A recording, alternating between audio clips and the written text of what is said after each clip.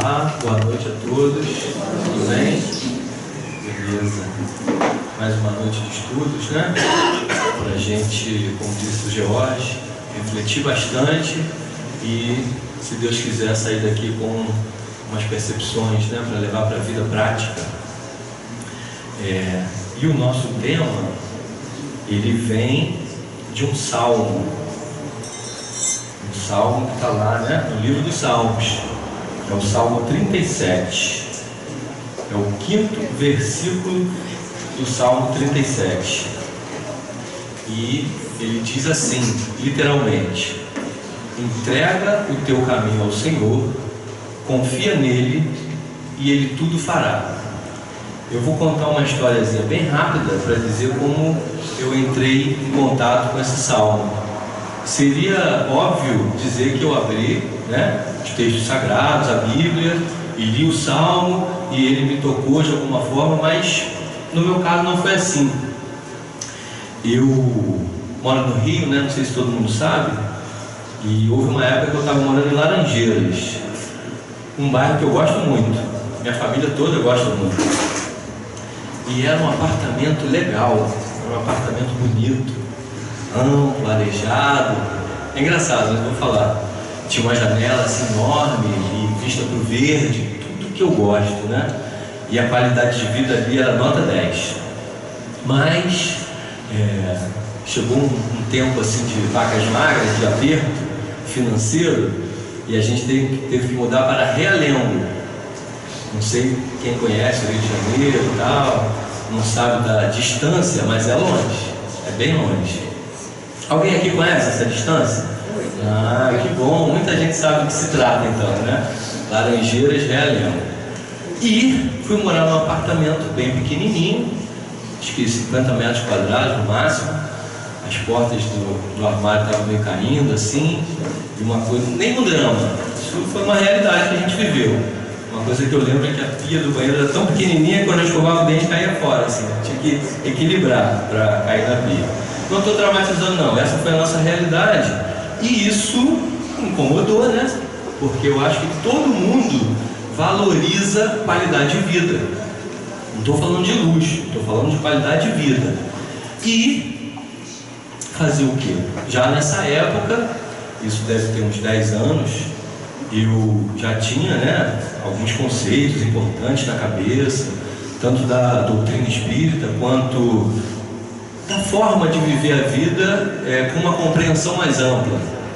Então já naquela época eu me perguntava o que isso está querendo me ensinar, o que essa mudança está trazendo de lição para a minha vida. E outra coisa que eu já pensava, hoje eu penso com muito mais vigor e convicção, é que nós criamos a nossa realidade, né? Com nossos pensamentos, com nossas palavras e atos.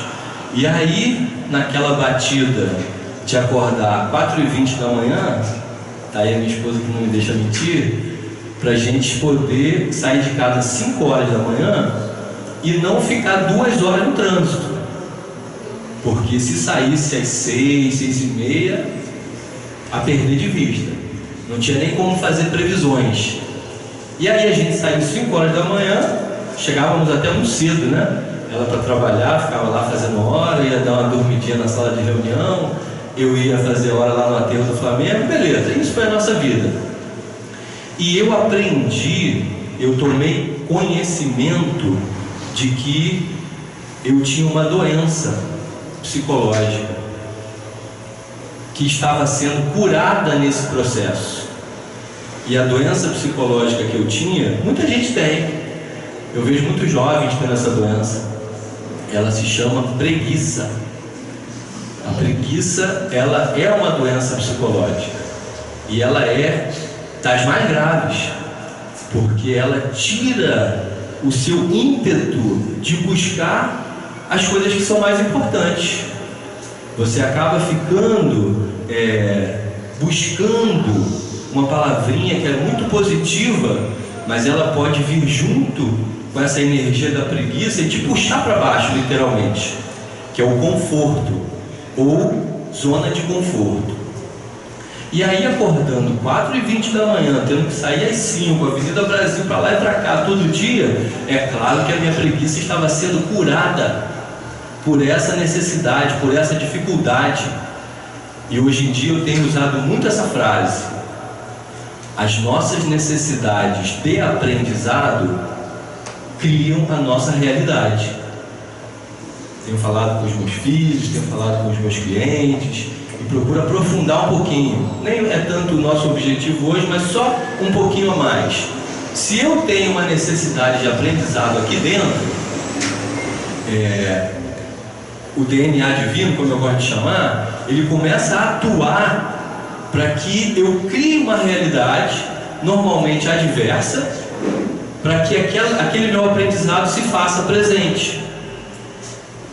Um exemplo rapidinho: minha filha foi numa festa e o copo dela, um copo que é dos amigos da escola, que fica pendurado por uma alça assim, né? O jovem tem esse copo. Pegaram o copo dela, botou na mesa assim e levaram o copo dela. E ela chegou em casa chateada, porque tinha uma coisa afetiva ali, né? Que simbolizava a turma da escola dela e tal.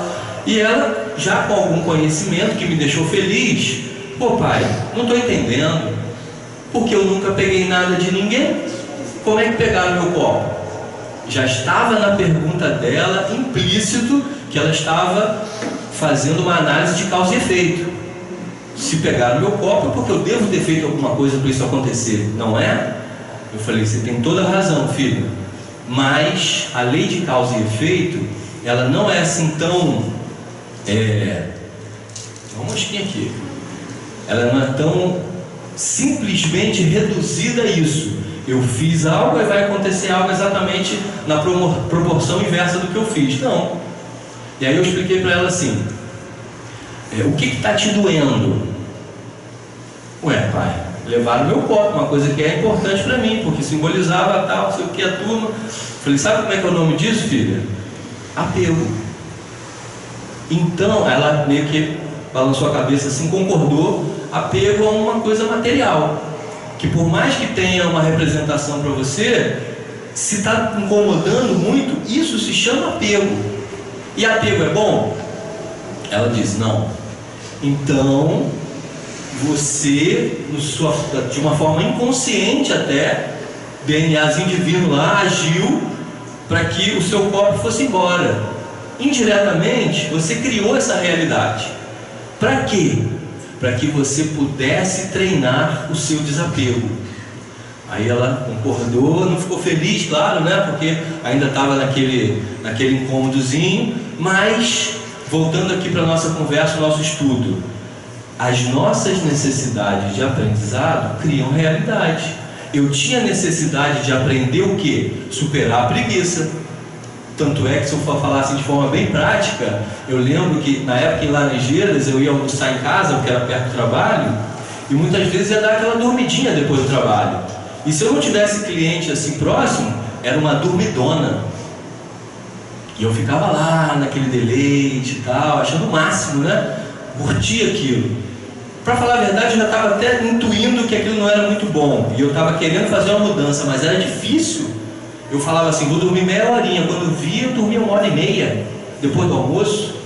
Já não combinava com a minha vida, né? Pagar aluguel, família, filho na escola. Então, Realengo, nada contra Realengo, tenho muita gratidão. Minha sogra mora lá, ajudou muito a gente naquela época.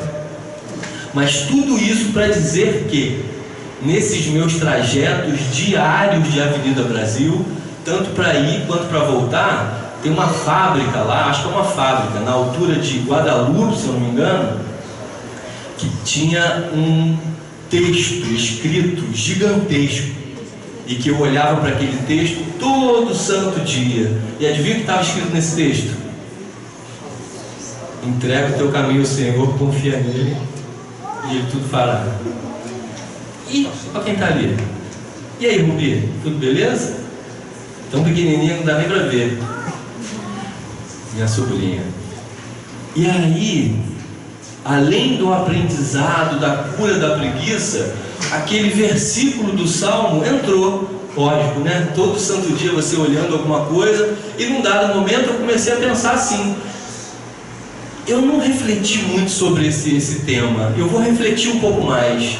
Eu vou buscar entender o que esse versículo quer dizer. E assim começou a minha relação com este versículo. Engraçado, né? É uma relação mesmo. Deixa eu abrir aqui. Entrega o seu caminho ao Senhor. Entrega. Confia nele e ele tudo fará. É claro que o meu primeiro pensamento foi: então o lance é a gente colocar as palmas da mão para cima, dar uma relaxada, confiar no Senhor que tudo vai dar certo, Ele vai fazer tudo. Quase assim um pensamento de negligência, né? Mas eu falei: não, claro, não pode ser isso. Não é isso que o texto sagrado está dizendo. E com a reflexão, com uma certa lógica, primeiro enredo mental, e que depois veio a ser algo que continuou no meu pensamento, faça a sua parte, né? Faz o que tiver ao seu alcance, independente de qual seja o seu assunto: saúde, trabalho, relações difíceis com família. Faz a sua parte. Aí sim, você entrega, confia aquilo que está fora da sua esfera de influência. Muito bem. Então não é só um entregar irresponsável, é um entregar ativo, é um entregar participativo.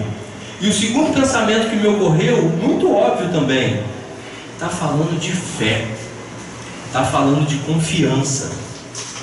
E esse é um tema que todas as pessoas que estão buscando o caminho espiritual se deparam em algum momento, né? E aprofundam ou buscam aprofundar. E aí eu pensei: que tipo de fé é essa que o versículo está dizendo? Não é uma fé assim: eu vou acreditar que aquilo que eu quero que aconteça vai acontecer. Tem muita gente que pensa que fé é isso, né? É também isso, é uma forma, é uma modalidade.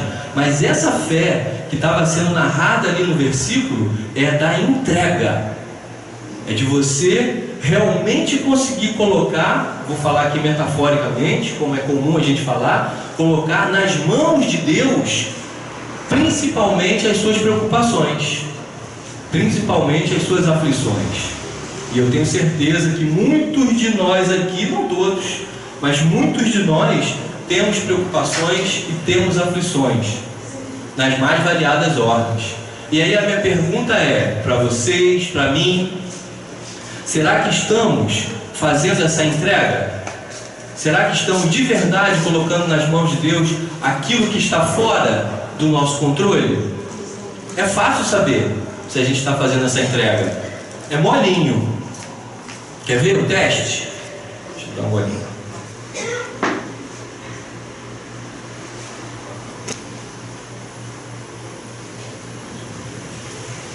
Se tem um assunto que é o seu problema do momento e você está angustiado, se você está muito ansioso, ou principalmente, essa palavrinha chave para saber se você está entregando ou não, se você está com medo do que possa vir a acontecer, eu sinto lhe dizer: você não está entregando, você não está confiando. Você pode até estar fazendo a sua parte, mas aquilo que está além do seu controle, você não está entregando para Deus. Porque quando a gente entrega, o que a gente sente? Tudo bom, meu amigo? O que a gente sente quando a gente entrega? Alívio, paz, tranquilo. Viu como é que é simples? Se eu perguntasse para qualquer um de vocês, vocês iam falar algo parecido. Porque já está dentro, já é uma consciência profunda dentro de nós, mas às vezes ela está um pouquinho adormecida. Aí eu vou falar de uma cliente que eu atendo. É muito comum eu usar exemplo do meu trabalho, porque eu acho que enriquece, né? São as histórias humanas. Ela tem 3 filhos já adultos. Uma dessas filhas tem um menininho, tem um neném de 1 ano e meio, e essa mesma filha está grávida, só para contextualizar. E aí, essa minha cliente, que é psicóloga, e ela tem um conhecimento sobre desenvolvimento infantil, ela começou a perceber alguns sinais no netinho, alguns sinais que poderiam indicar algum tipo de atraso neurológico. que poderia ser das mais variadas ordens também, autismo ou alguma coisa parecida. E ela ficou preocupada, muito preocupada. Ficou tão preocupada que levou esse assunto, né, para terapia, para conversa. E a primeira coisa que eu notei é que ela não estava conseguindo nem conversar com a própria filha, porque estava com medo de trazer uma preocupação para a filha, porque a filha está grávida, e isso poderia deixar ela tensa, estressada. Tem uma lógica nesse raciocínio. Todo mundo que é mãe, né, e até quem não é mãe, mas tem sensibilidade, consegue perceber que uma mãe, diante de uma situação, com a filha e com o neto, ia ficar preocupada assim. A questão é que ela estava muito angustiada. Ela não conseguia falar nesse assunto sem chorar, sem demonstrar quase que um desespero. E foi muito interessante, acho que na nossa segunda conversa sobre esse assunto, porque ela veio com a seguinte percepção: Anderson, eu estou percebendo que eu não tenho fé nenhuma. Ela mesma se diagnosticou. Ainda bem que ela falou isso para mim, porque eu falei: você está enganada. Uma mãe de 3 filhos, que já passou por tudo que você passou, tem toda a sua história, você tem muita fé. Só que agora veio um assunto que de repente extrapolou o nível de fé que você já tinha. E isso está te deixando desestabilizada. Mas foi ótimo você ter percebido. Porque quando a gente está se propondo a sair dessas circunstâncias, e aproveitando aqui o nosso estudo de hoje, com este princípio, entregar de verdade para Deus aquilo que está além da sua capacidade, quando você está nesse esforço, é fundamental que você entenda quando o teu assunto é falta de fé, não é outra coisa. É ansiedade, é uma preocupação normal. Existem níveis, né? Quando está muita angústia, quase desespero, não é preocupação normal. Você vai precisar realmente malhar o músculo da fé. E como é que se malha o músculo da fé? Com certeza outras pessoas já falaram sobre isso aqui. Eu acho que eu mesmo já fiz uma palestra sobre fé. Mas vamos recapitular esse assunto que é tão importante para as nossas vidas. Às vezes as pessoas que estão lá conversando comigo, que eu detecto esse assunto e que não tem muito um caminhar assim dentro da espiritualidade, você não vai falar, vai na igreja, vai no centro espírita. Quando a pessoa tem uma abertura, eu falo sim, mesmo dentro do meu contexto profissional.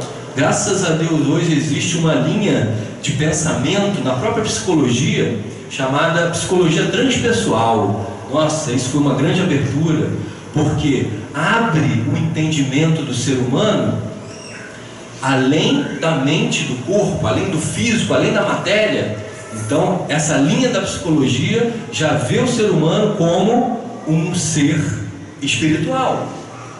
Então eu me permito sim falar com alguns clientes: você tem uma caminhada na espiritualidade? Como que é a sua fé? Como que é o seu exercício nessa direção? E aí a gente vai trocando. Não é só centro espírita, igreja, ler o evangelho. Isso para mim é a base. A gente que está aqui já sabe o quanto está na espinha dorsal do nosso desenvolvimento espiritual ter o evangelho vivo no coração, Jesus como guia, modelo, mestre. Mas quem ainda não acordou para isso, a gente vai devagar, a gente vai com sutileza. E essa conversa nossa, além de ser aqui para a gente, pode ser para pessoas próximas, que a gente pode ajudar. E aí eu pergunto se a pessoa já ouviu falar em meditação, se a pessoa já ouviu falar em yoga, se ela já ouviu falar em certas terapias que tem esse caráter transpessoal, terapia do renascimento e outras tantas abordagens que hoje estão surgindo com muita força. E aí você recomenda. Essa cliente, por exemplo, começou a fazer um resgate da espiritualidade dela que estava dormindo. Resgatou lá da São Judas Tadeu, que ela gostava, mas muito tempo já não lembrava de São Judas Tadeu. Maria passa na frente, que eu não sei exatamente o que é isso, mas acho que é uma oração que vem da Igreja Católica, né? Tem um procedimento. Ela falou: Anderson, agora eu estou todo dia acordando e fazendo as minhas orações, enquanto eu estou lavando a minha louça, eu estou ouvindo as músicas. Ou seja, ela abraçou a causa de fortalecer a fé. Enquanto isso, a gente vai dando sequência na terapia e ajudando a expandir os horizontes também de percepção. Quer ver um detalhe? Olha como que a nossa mente pode ser ingrata, vou usar essa palavra. Eu falei assim, mas como que é o seu pensamento? De que maneira a sua mente processa para você sentir o que você sente? Às vezes eu chego a perguntar assim para a pessoa: se eu tivesse que ser você e sentir o que você sente, o que eu deveria pensar? É uma forma de investigação muito sutil. Aí a pessoa para, pensa, ela fala, não, mas sabe o que é? Eu fico pensando em tudo que pode acontecer se realmente a criança tiver uma dificuldade, uma doença neurológica, a filha dela está grávida, como que ela vai ter um bebezinho novo e ao mesmo tempo lidar com essa situação? E ela já chorando, e ela já entrando no processo dela.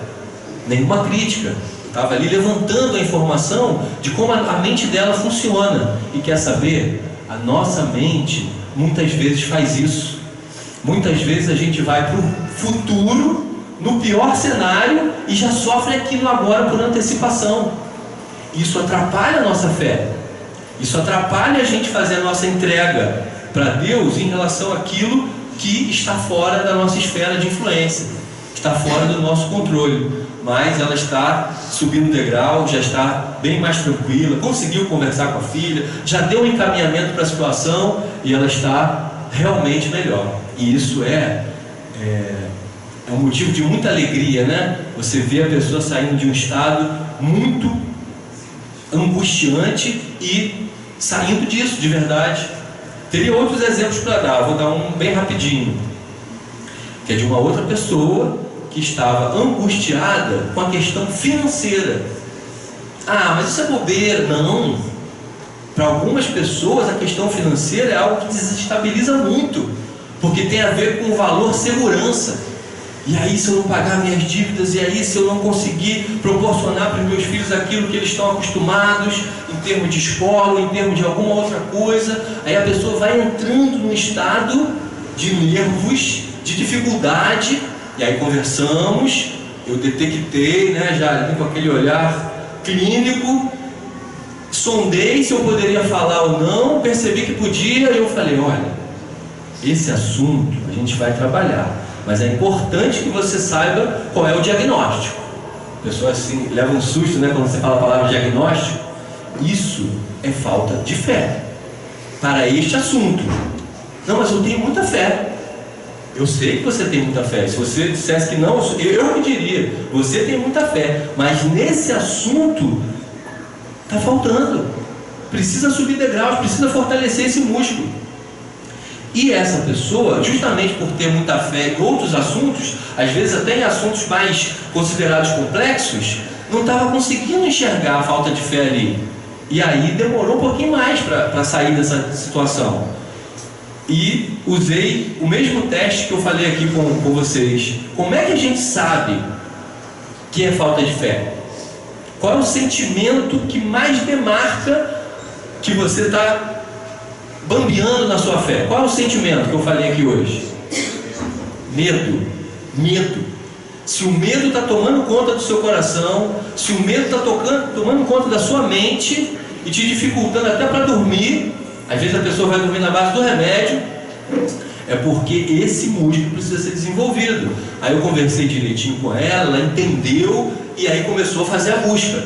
E como cada um faz uma busca por um caminho diferente, ela foi para o outro caminho. Foi pesquisar sobre ondas Hertz. Já ouviram falar nisso? Que é a vibração medida em Hertz das suas condições psicoemocionais. Começou a fazer todo um estudo sobre isso, o Hertz da gratidão, o Hertz da comunhão com Deus, e começou a simplesmente sair do estado problema. Começou a meditar, botava o fonezinho todo dia de manhã, descobriu uma pessoa no YouTube que conduz meditações, né, faz meditações guiadas. Então, meus amigos, nesse aspecto, em quase todos os outros da vida que a gente quer desenvolver, não é só assim, vou deixar o tempo passar que o problema se resolve. Não é assim que funciona. Funciona praticamente da mesma maneira do que a pessoa que quer fazer exercício físico. Ó, quero ficar fortinho, eu quero definir a musculatura, eu quero perder a barriguinha.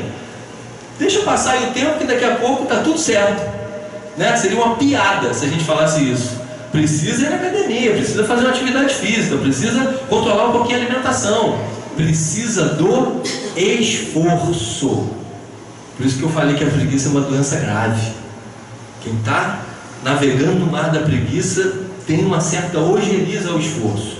Mas como aqui já não é uma questão para nós, nem para mim mais conseguir curar minha preguiça, com muita Avenida Brasil e muito banho frio, que é uma recomendação, já falei isso aqui. Banho frio cura a preguiça. Quem quiser pode experimentar. Agora está calor, é molinho, né? Quero ver quando chegar no inverno. Aí o bicho pega mais um pouquinho. E só para marcar isso que a gente está falando agora, sobre essa entrega, essa parte, esse primeiro aspecto da entrega, que a gente está falando de fé, de confiança. O que Jesus nos falou sobre isso? Algumas passagens sobre o futuro, né? Será que eu vou esquecer a passagem? Eu estou tanto com sal na cabeça que ele se repete. Entrega o teu caminho, Senhor. Entrega o teu caminho, Senhor. Mas não é essa a frase. Quem me ajuda aí? Futuro.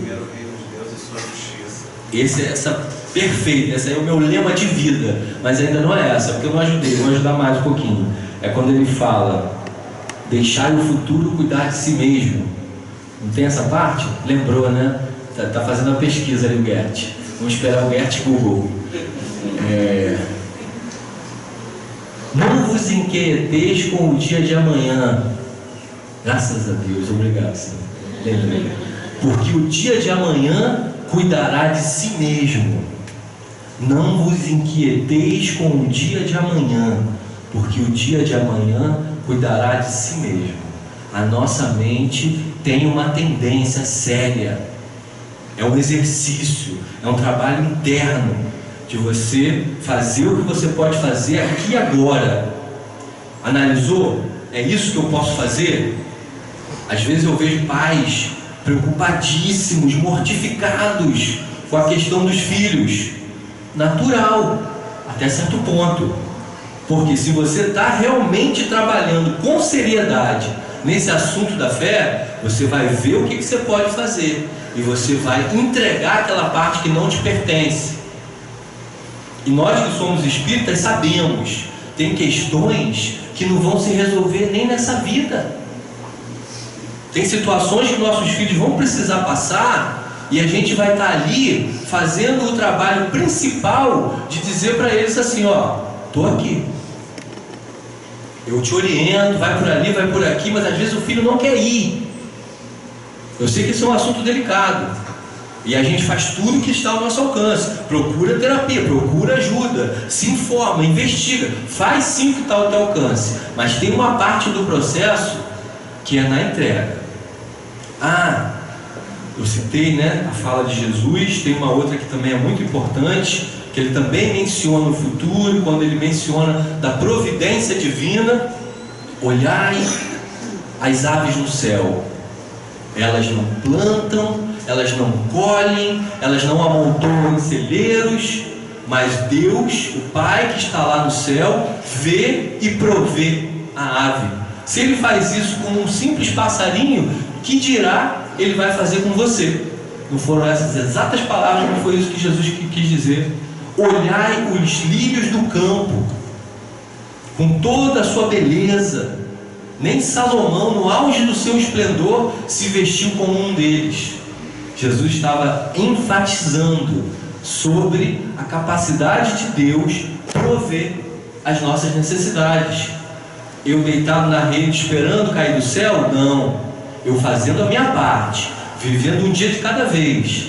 Vou lembrar até do lema do AA, que é fantástico, é fundamental para quem quer realmente conseguir buscar esse equilíbrio. Qual é o lema do AA? Só por hoje. Só por hoje eu vou fazer tudo que tiver ao meu alcance, já que a gente não está no ar, mas né, se tiver também tudo bem. Mas nesse nosso assunto, só por hoje eu vou fazer tudo que tiver ao meu alcance. E o que não tiver, entrega, confia, ora. Aí sim, lê o Evangelho, trabalha as ferramentas que você já conhece. Ouviu falar em meditação, disseram que é bacana, que você fica alinhadão, fica mesmo. Investe nisso também. Tem hoje milhões de informações a respeito. É só estar conectado com aquela energia do esforço, de saber que você vai precisar dar esse passo. Então, essa parte da fé e da confiança é um dos aspectos que eu refleti no Salmo. Entrega o teu caminho ao Senhor, confia nele e ele tudo fará. E aí tem um outro aspecto, que esse veio mais tempos depois, mas aquele salmo ficou tão gravado na minha cabeça que eu nunca parei de refletir sobre ele. E o outro aspecto eu chamo assim: a arte de ser guiado a cada passo do caminho. Quando eu estava conversando com a Christian, eu cheguei a pensar em sugerir esse título, mas aí ele não era um título adequado, porque ele é um subtítulo, né? A arte de ser guiado está dentro do Salmo, do versículo, melhor dizendo. É o 5º versículo do Salmo 37, se alguém quiser pesquisar depois. O que é a arte de ser guiado, gente? Ser guiado, no sentido literal, é eu fechar os olhos, alguém segurar aqui no meu braço e me levando. Será que é isso que estava dizendo ali no versículo? Será que é eu entrar no meu carro, ligar a chave e aí a pessoa que está no carona, o copiloto, e direcionando tudo? Vai para ali, vira lá, sobe, desce. Será que esse texto sagrado estava querendo se referir a esse tipo de atitude na nossa vida prática? Será que ser guiado é isso? Acredito que não. Acredito que não. Tem uma situação que eu não sei se vocês já passaram. Eu passei recentemente por ela. Passei de verdade. Não vou falar dessa situação específica, mas ela é assim: você acredita que aquele horizonte lá é onde você quer ir, e você vai, e você trabalha, e você se esforça para chegar naquele objetivo que você está almejando, e você faz tudo o que você pode, mas as portas se fecham, e se fecham, e se fecham, e se fecham de uma maneira tão contundente e conclusiva que você é obrigado a entender que não é aquele caminho. Será que alguém já passou por isso? Eu passei recente, tem gente rindo, possivelmente que tenha passado. É uma experiência humana, né? E aí, calma aí, o que é ser guiado dentro dessa história? Será que, olha que dilema que pode acontecer na nossa mente. Será que eu continuo insistindo, porque isso é um teste da minha perseverança, da minha capacidade de superação, ou realmente é hora de desistir? Essa palavra é delicada, porque ninguém gosta, né? Desistir parece um fracasso, mas não necessariamente. E aí eu vou dar uns exemplos assim bem rápidos, de pessoas que passaram na minha vida, clientes. Uma moça chegou pedindo ajuda, na época eu atuava mais como coach. Eu quero passar no concurso público, eu já estou há 3 anos tentando passar no concurso público e ainda não consegui. Eu quero uma ajuda de um coach para organizar minha mente, organizar meu estudo, aumentar minha perseverança e tal. E a gente começou a trabalhar, e eu vi que ela estava querendo, né? Ela estava se dedicando, apesar das limitações dela. Só que a beleza de fazer a terapia, né? Parece que eu estou fazendo propaganda, estou até da terapia, não de mim, do processo terapêutico. E ela foi entendendo que esse não era o caminho dela. E eu fui investigando, e aí brotou assim. Sabe o que ela queria ser? Quase que o contrário de funcionária pública, atriz. Por quê? Contrário de funcionária pública? Porque o funcionário público é segurança para toda a vida. Atriz, uma profissão um pouco incerta, cheia de altos e baixos, cheia de nuances. E aí ela trouxe essa informação. Eu não bati nenhum martelo, claro, a vida é dela, mas a gente foi trabalhando, e ela foi entendendo, que as portas estavam se fechando no assunto concurso público, porque esse não era o melhor caminho para ela. Engraçado, né? Porque às vezes a gente acha que sabe qual é o melhor caminho. E aí eu tenho uma informação para compartilhar com vocês, com muita humildade, com muita simplicidade. Deus sabe o que é melhor para a gente, mais do que a gente mesmo. Mas Anderson, calma aí, muita calma nessa hora. Como é que eu vou discernir a hora de continuar e a hora de dizer que não é mais esse caminho? Outro exemplo, chegou lá, cliente, assunto relacionamento, a situação estava grave, já tinha separado, o marido já tinha saído de casa e já estava morando com outra.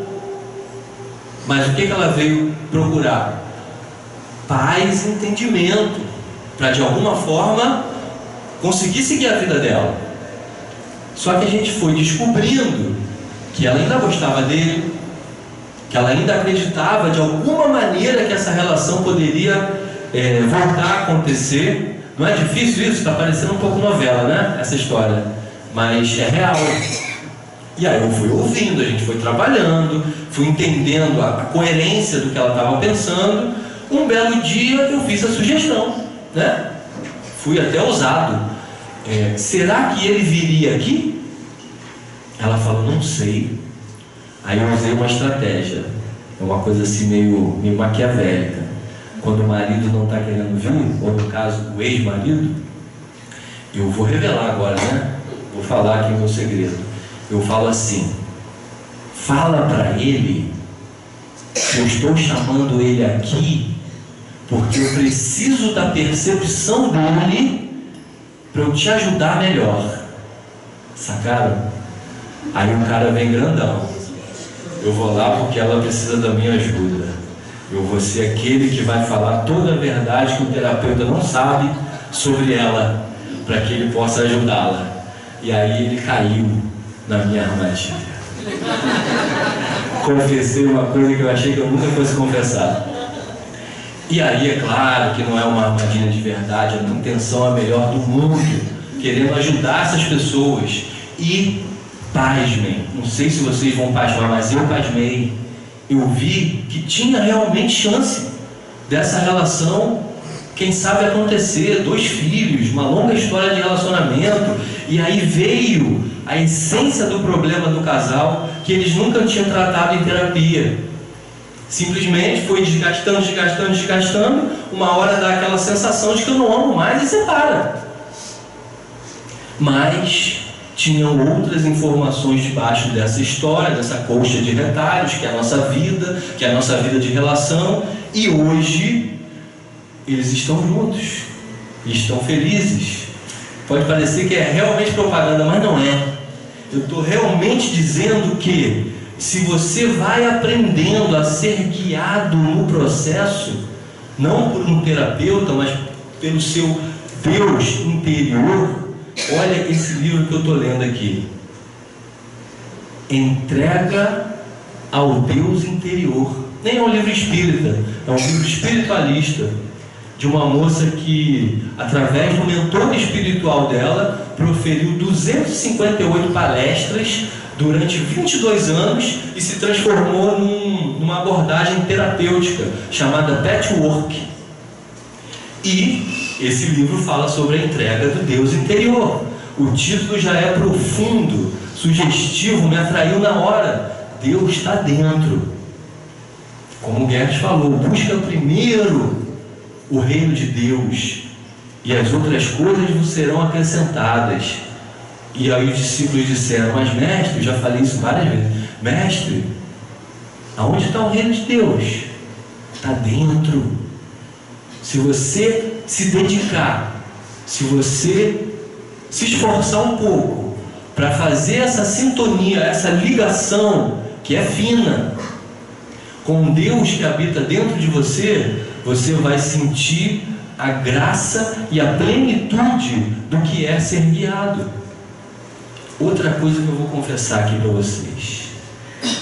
Estou lá, né, no consultório, terapeuta sistêmico, abordagem, constelação familiar, neurolinguística e algumas outras ferramentas que a gente usa no trabalho. Mas lá no fundinho, vocês prometem que não vão me denunciar, nem vão me acusar de nada? Lá no fundinho, eu estou querendo trazer o assunto espiritualidade para a vida das pessoas. Pode parecer que eu estou sendo antiético ou fazendo uma coisa que a pessoa não pediu, mas olha a minha crença. A minha crença é: a pessoa pede sem pedir, porque está gravado no íntimo do nosso ser a busca pela transcendência, a busca pelo despertar espiritual. E às vezes a pessoa chega lá zerada, ou é ateu, ou nem está pensando nisso. Acredito em Deus, assim, muito longe. Mas outra coisa que eu acredito: nós somos corpo, nós somos mente e nós somos espírito. Como é que você vai cuidar de uma pessoa por inteira, deixando, aqui a gente sabe disso, a principal parte de fora? Não tem como. E aí, ao longo dos anos, eu estou desenvolvendo, é claro, né, habilidades de sutilmente trazer o assunto. Tem uma fotinha pequenininha assim de Jesus no meu armário. Pessoa assim, na visão periférica já capta, a mente inconsciente já registra alguma coisa. Alguns reparam: nossa, tem um Jesus ali. Jesus está ali só olhando. E é um Jesus meditando, com as perninhas cruzadas, com o manto. É uma imagem de Jesus pouco vista, né? Então, à medida que a pessoa vai acordando para a realidade espiritual, o trabalho terapêutico vai lá em cima. Coisa que não aconteceria se você ficasse só no raso da mente e das emoções. Por mais que a mente e as emoções sejam muito importantes, se você não atrela isso, a condição espiritual fica raso. Então, esse outro exemplo do casal que se refez, de uma família que se refez, e vocês não têm ideia do que é, ou tem, né? Do que é a emoção de ver um processo como esse. Realmente impagável, nem Mastercard compra, que é um negócio mesmo top. E aí você vai se sentindo gratificado, né, por estar nesta missão, que é a missão de ajudar o próximo. E por falar na missão de ajudar o próximo, de acordar o assunto espiritualidade, que em algum momento vai incluir entender o que é ser guiado, entender o que é observar os sinais. Como é que você vai falar para a pessoa observar sinais se ela não tem nenhuma visão sobre espiritualidade, sobre uma inteligência suprema que está fazendo de tudo para lhe ajudar? Como é que você vai falar isso? Então, primeiro você desperta um pouquinho o assunto de espiritualidade, depois você vai trazendo sinais. Aqui eu sei que todo mundo está ligado nesse assunto. Sinais. Alguma coisa acontece, você leu uma página naquele livro, você está caminhando na rua. Já passaram por isso? Você está caminhando na rua e aí passa alguém, uma dupla conversando, e aí você ouve só uma frase, e aquela frase que você ouve faz todo sentido para você. Hoje eu fui correr na praia, sempre que estou aqui corro na praia, né? Fazer aquele exercíciozinho de manhã. Aí estou indo, tinha duas moças indo. Uma delas tinha uma tatuagem no cotovelo assim: seja luz. Aquilo bateu tão forte em mim, porque eu tinha, antes de sair de casa, lido algumas coisas nesse livro mesmo, e estava dizendo assim: a grande questão não é brilhar, é ser luz. Entenderam a diferença? Brilhar é querer aparecer. Ser luz é iluminar os caminhos. Aí eu li isso, aí eu vou correr na praia e eu vejo uma tatuagem, seja luz. Isso é sinal ou não é? Isso é mensagem para minha cabeça ou não é? Com certeza. Então eu vou contar a minha experiência pessoal, uma delas, de ser guiado. E aí vai ter aí o norte, assim, né, do que eu quero compartilhar com vocês, por mais que seja muito simples. Eu sei que a gente vem aqui muitas vezes só para ouvir o que já sabe. Eu tenho essa noção, mas é importante a gente recapitular, a gente reforçar os conceitos, como numa escola, né, que a Casa Espírita também é escola. E aí, depois de muitas andanças no meu caminho profissional, que não vou contar aqui nem a terça parte, muitas dúvidas, eu fui para a Faculdade de Educação Física, depois tranquei várias vezes, me tornei shiatsu-terapeuta, massoterapeuta, trabalhei com isso, e aí pensei em fazer psicologia, aí cheguei a pensar até em fazer jornalismo, uma época muito distante, e aí depois fui para a fisioterapia. Andei pra caramba, assim, dei uma rodada e fiquei anos em dúvida. E aí fui para a fisioterapia. Fui para a fisioterapia, estudei, levei mais tempo do que o normal na faculdade, porque tinha uma questão financeira, trancava, voltava, não era faculdade pública. Quando chegou no final da fisioterapia, acreditem vocês, eu levei 9 anos para terminar a faculdade. Uma faculdade que durava 4,5, levei o dobro, porque tranquei várias vezes. Só de trocar de faculdade eu troquei 3 vezes. Comecei na Dama Filho, quando existia, fui para Castelo Branco, depois terminei na Fraice. Aliás, foi onde eu conheci a minha esposa. Eu acho que Deus estava me guiando. E não estava preparado para falar isso aqui agora. Acho que também me guiou para falar isso, para dar um toque romântico na nossa conversa. E é verdade, porque, Nossa Senhora, o que isso significa na minha existência? Ter encontrado essa pessoa. De repente eu achava, ó, estou pulando de faculdade em faculdade, que chato, né? Aí você vai e encontra a pessoa da sua vida. Não é mole não. Das suas vidas. Gostou dessa, né? Das suas vidas. Já mostrei minha tatuagem aqui, não vou mostrar mais. Josiane, amor eterno. Tá aqui tatuado. Já mostrei. E aí, tô lá nessa andança de faculdades. Quando terminei a faculdade de fisioterapia, eu não estava muito feliz com a fisioterapia. Eu estava assim, já quase que perdendo as esperanças comigo. Falei, mas meu Deus, eu nunca me acho. O negócio vai para um lado, vai para o outro. Quando eu acho que eu me encontrei, mas tudo bem, terminei. Aos trancos e barrancos, sentindo quase que um vazio. Comecei a trabalhar, né? Já estava casado, com filho, família. Já arrumei uma esposa que já tinha 3 filhos, um negócio corajoso. Fui guerreiro. Mas o amor é cego mesmo, e a gente faz o que dá, e dá tudo certo. Já lá se vamos 18 anos. Então, falei, caramba, tem que dar conta, né? Sustentar a família. Já tinha um filho, então, ela tinha 3, eu tinha 1. A primeira conversa nossa, quando a gente viu que a coisa estava esquentando, foi, filho nunca mais, né? Já tem 3, já tem 1, 4. 2 meses de namoro, ficou grávida. Quis me prender, é óbvio, isso aí é óbvio, está claro, não tem discussão, e funcionou. Estamos aí até hoje, deu certo o plano. 5 filhos, frustrado com a profissão. Como é que você vai lidar com isso? Vai mudar de profissão nessa altura do campeonato? Depois de ter estudado 9 anos? Tem uma praça no Leblon chamada Antero de Quental. Eu estava fazendo hora para atender o meu cliente, que eu atendia em casa, fisioterapia, massagem, aquela história. E, sentado na praça, sentindo um nó no peito, uma tristeza que realmente difícil explicar, porque eu não estava feliz com a minha caminhada, e eu não estava vendo muita alternativa. O que um cristão, que nós somos cristãos, o que um cristão faz nessa hora? Ora, reza, faz prece, qualquer versão dessa, está tudo valendo, são só palavras. Fechei meu olhinho, elevei meus pensamentos a Deus e rezei. Falar na linguagem dos católicos, rezei sentido, as lágrimas escorreram.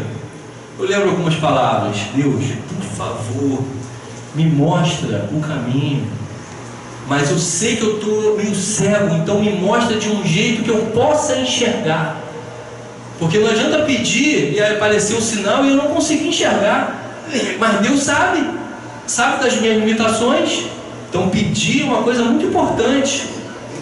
E eu pedi fervorosamente, da melhor maneira que eu consegui estabelecer o pedido. E aí enxuguei as lágrimas, já mais aliviado, porque a oração alivia, a oração conforta, a oração lava a alma. Quando vem com lágrima, então, com emoção verdadeira, Nossa Senhora. Falei Nossa Senhora já 2 vezes hoje, né? Nossa Senhora proteja. Levantei, fui na direção do prédio que era perto. Quando eu estou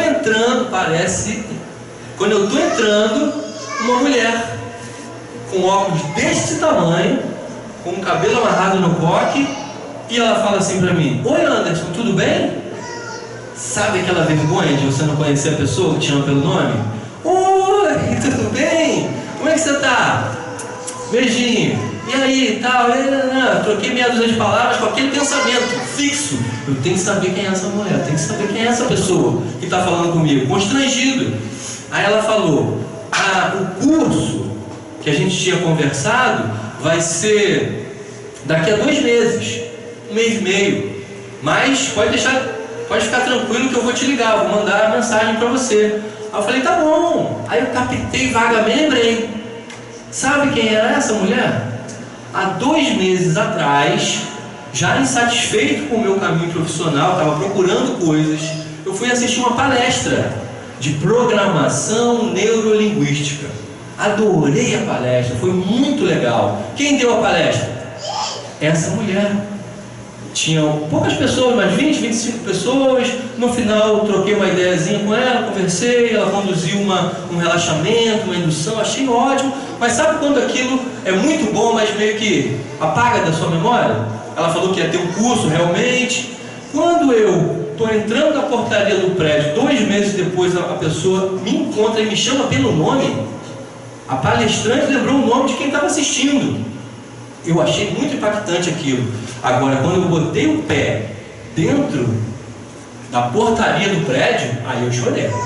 Aí eu tive que parar, porque tudo veio, né? Eu tinha acabado de fazer uma oração fervorosa, pedindo um sinal que eu fosse capaz de entender. Vem essa pessoa engraçada, me chama pelo nome, e aquilo tudo que significava esse encontro, eu só me emocionei e agradeci profundamente a Deus, mesmo sem saber o futuro, o que ia acontecer.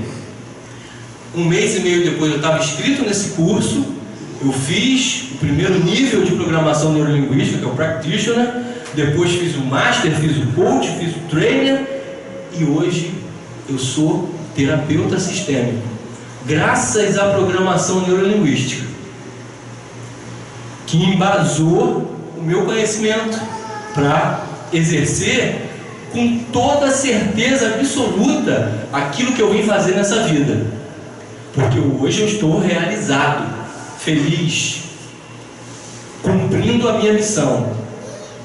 E eu consegui achar a porta de entrada sendo guiado, pedindo a essa inteligência superior que me mostrasse o caminho de uma forma que eu pudesse entender. E é a mágica, né? É a maravilha da fé em ação e da sintonia. Eu falei que eu ia falar uma coisa muito simples, né? Através da oração. Eu sei que a gente já falou isso milhares de vezes. Todos os oradores que passam por aqui de alguma forma tocam nesse assunto, mas ele é profundo. A oração é o ligar o plug, é estabelecer o contato, fiozinho USB entre você e o divino, entre você e essa inteligência superior que está em todos os momentos do seu lado. Mas para você perceber, você precisa sutilizar. A oração é uma forma de sutilizar, a meditação é uma forma de sutilizar, praticar a caridade é uma forma de sutilizar o seu ser. Então, quando a gente pensa entrega o teu caminho ao Senhor, confia nele e ele tudo fará, a gente está falando de fé, confiança verdadeira, fazer o que é possível e entregar, e a gente está falando na arte de ser guiado, na arte de entender que por mais que a gente seja criatura inteligente, que vem do Criador, a gente não tem uma visão tão ampla. Muitas vezes é o contrário, a nossa visão está restrita, a gente está olhando pelo buraco da fechadura, alguma situação difícil na vida. Mas quando você trabalha na sua consciência essa conexão com o Pai maior, você pode ter certeza, você vai ser guiado na direção que for melhor para o seu espírito. Porque quando Deus está guiando, Ele guia para o melhor, para o seu espírito, às vezes contrariando aquilo que a sua mente ego está achando que é o melhor para você. Que foi outro exemplo que eu não citei, eu já vou fazer aqui o fechamento, que eu estava, gente, eu vou usar essa linguagem jovem, porque eu sou muito jovem, eu estava amarradão, a minha esposa sabe, eu tinha um projeto em São Paulo, eu estava indo todo mês, feliz da vida, 1000 coisas acontecendo, eu falei, é isso, era mais uma coisa bacana que estava acontecendo na minha vida. De repente as portas se fecharam de uma maneira conclusiva, e eu tive de novo um sinal dizendo, não é por aí, sou humano, fiquei triste, fiquei cabisbaixo, levei dias para ir me recuperando, era até difícil atender esses dias, né? Você ajudar o outro quando você está muito fraquinho, mas graças a Deus ainda tive esse suporte, os amigos espirituais e por aí vai. E com o tempo foi vindo a clareza, Deus sabe o que é melhor para mim mais do que eu mesmo. O que eu estou aprendendo com essa situação? Hoje esse assunto já passou.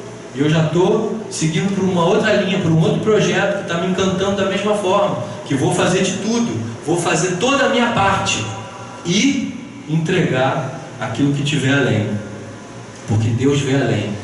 Deus é a consciência infinita, que olha lá de cima e tem todos os GPS possíveis e imagináveis.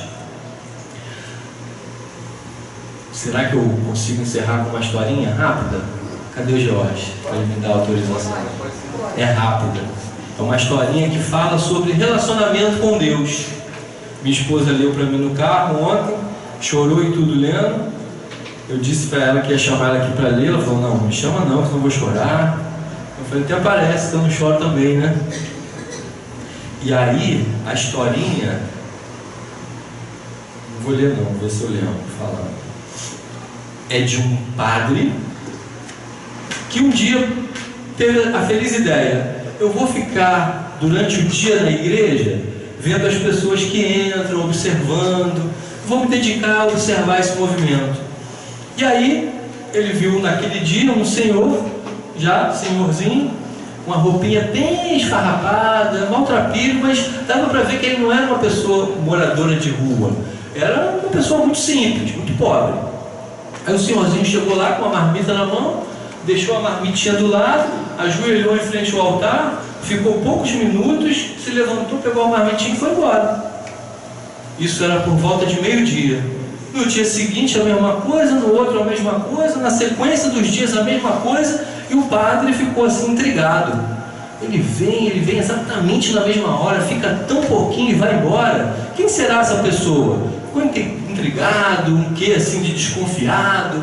E aí chegou perto, um dia, assim que o senhor terminou a oração, puxou um papinho, meio que investigou quem era ele, de onde ele vinha. E o senhor disse, olha, eu trabalho numa fábrica que é no outro bairro.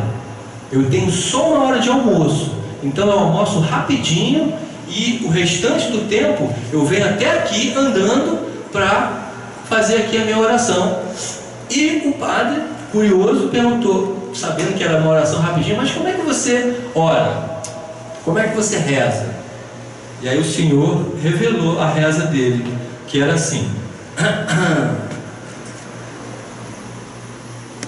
vim aqui novamente, Senhor, só para lhe dizer quão feliz eu tenho sido desde que nos tornamos amigos, e que o Senhor me livrou dos meus pecados. Não sei bem como devorar, mas eu penso em você todos os dias. Assim, Jesus, hoje estou aqui, só observando. Essa era a oração dele, que ele fazia todos os dias. O padre ficou muito emocionado com aquela simplicidade, com aquela pureza. Quando o senhorzinho foi embora para o trabalho dele apressadamente, o padre se ajoelhou na frente do altar e procurou fazer a mesma oração que esse senhorzinho fazia todos os dias, e se sentiu conectado a Deus e a Jesus, como há muitos e muitos anos ele não se sentia.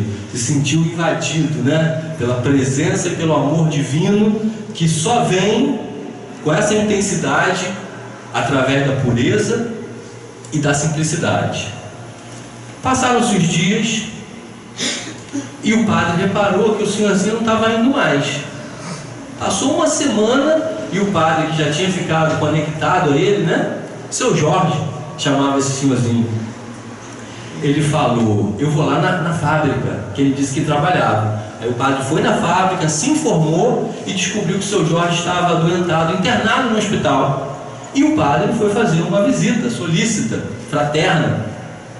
Quando chegou lá, perguntou, a enfermeira informou. A enfermeira, inclusive, foi levando o padre com muita consideração lá para o leito do Senhor e foi comentando com ele: nossa, o seu Jorge é uma pessoa muito querida, simpático, alegre, trata todo mundo muito bem, a gente é muito fã dele. E aí, quando ela estava quase chegando perto do leito do seu Jorge, achando que ele não estava ouvindo, falou assim para o padre, meio baixinho: é uma pena que ninguém vem visitar, não recebe um telefonema, um cartão.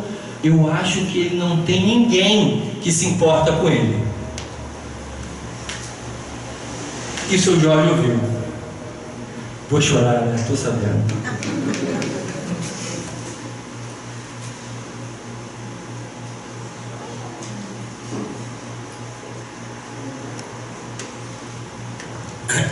Chorar, chorei. Entrega. Aí seu Jorge falou assim: a enfermeira está enganada, ela não sabe,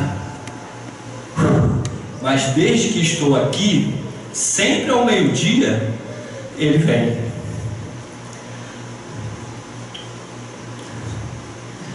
Um querido amigo meu, que se senta ao meu lado, bem juntinho de mim, segura minha mão, inclina-se na minha direção e diz: eu vim só para lhe dizer quão feliz eu sou desde que nos tornamos amigos. Gosto de ouvir sua oração e penso em você todos os dias. Agora sou eu quem o está observando e quem está cuidando de você. E essa é a beleza